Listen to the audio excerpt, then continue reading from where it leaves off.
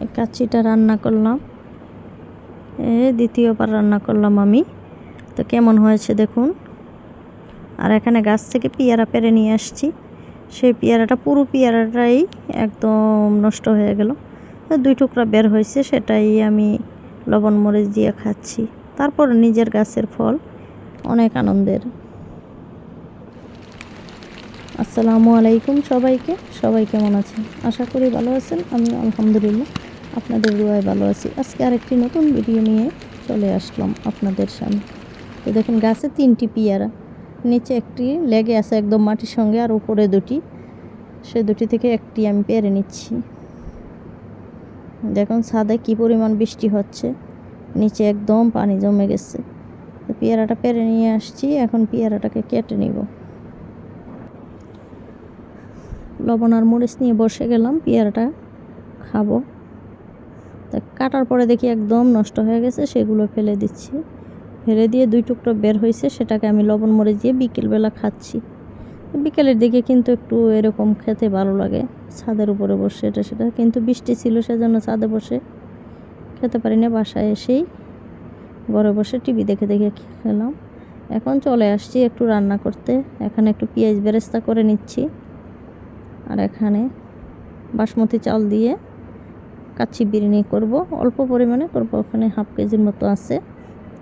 চালটাকে সিদ্ধ দিয়ে নিলাম, আর পাশের চুলার মধ্যে একটু গরুর মাংস ঝোল করব, কারণ দুপুরবেলা কাচ্চিটা খাবো, রাত্রে আবার পোলাও আর গরুর মাংস খাবে। কারণ দুপুরে একবারেই আমি রান্না করি, রাত্রে রান্না করতে আমার মোটেও ভালো লাগে না। রান্নার পরে গোসল করার পরে আমার কোনো কাজ করতেই কিন্তু ভালো লাগে না। বিকালবেলা রাত্রে আমার এত বিরক্ত লাগে কাজ করতে। গোসলের আগ পর্যন্ত যতটুকু কাজ করি, যত ময়লা টলা হোক শরীর, কাজ করতে পারি, কিন্তু পরে আর করতে পারি না। তো এখন আমি কাচ্চির জন্য 8 পিস বিফ নিয়ে নিলাম। দেখুন, টক দই মশলা, যা যা মশলা লাগে সব কিছু দিয়ে ভালো করে মেখে রাখছি। আর ওইদিকে চালটাকে সিদ্ধ দিয়ে পানি ঝরতে দিয়ে দিলাম, সুন্দর করে মেখে রেখে দিচ্ছি।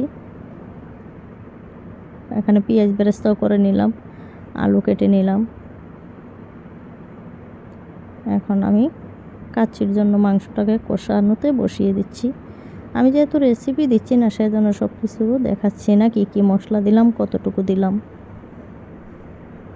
ডেইলি ব্লগ যেহেতু, কি করি না করি সেটাই একটু দেখাই। আর প্লিজ সবাই আমার পুরো ভিডিওটা দেখবেন। ভালো লাগলে অবশ্যই চ্যানেলটিকে সাবস্ক্রাইব করে দিবেন, শেয়ার করে দিবেন, লাইক কমেন্ট করবেন। অনেকে আছেন ভিডিও দেখেন, লাইক কমেন্ট করেন না। প্লিজ লাইক কমেন্ট করবেন এবং শেয়ার করে দিবেন অবশ্যই।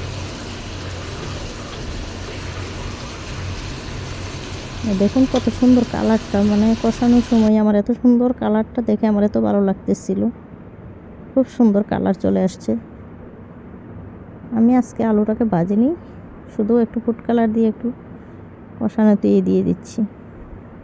আর এত পরিমাণ গরম পড়েছে, গরমে রান্না করতে কিন্তু আমার প্রবলেম হয়ে যায়, যেহেতু একটু মাইগ্রেনের সমস্যা আছে। গরমে খুবই কষ্ট হয় রান্না করতে। একটু রান্না করি, একটু ফ্যানের নিচে বসিয়ে ভাবেই অনেক সময় লাগে রান্না করতে। দেখুন সুন্দর কষানো হয়ে গেল। এখন আমি এই যে চালটাকে দিয়ে দিলাম।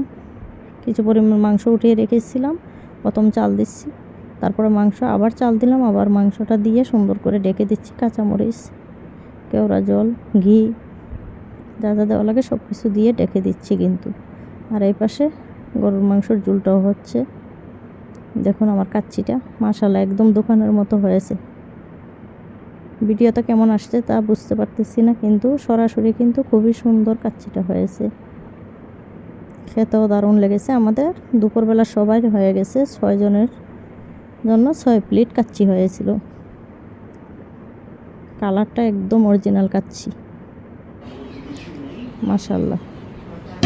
আমি দ্বিতীয়বারের মতো রান্না করেছি, কিন্তু এত ভালো হবে আমি ভাবতেও পারিনি। দেখুন, এটা আমার প্লেটটা আমি আপনাদেরকে দেখিয়ে দিচ্ছি। আমার আর মনেই ছিল না আমি শসা আর লেবুটাকেও দিয়ে দিই, কাটা ছিল কিন্তু পাশে। আর এখানে আমার টেবিলের ভ্যাকসিনটা উঠে ফেলছি,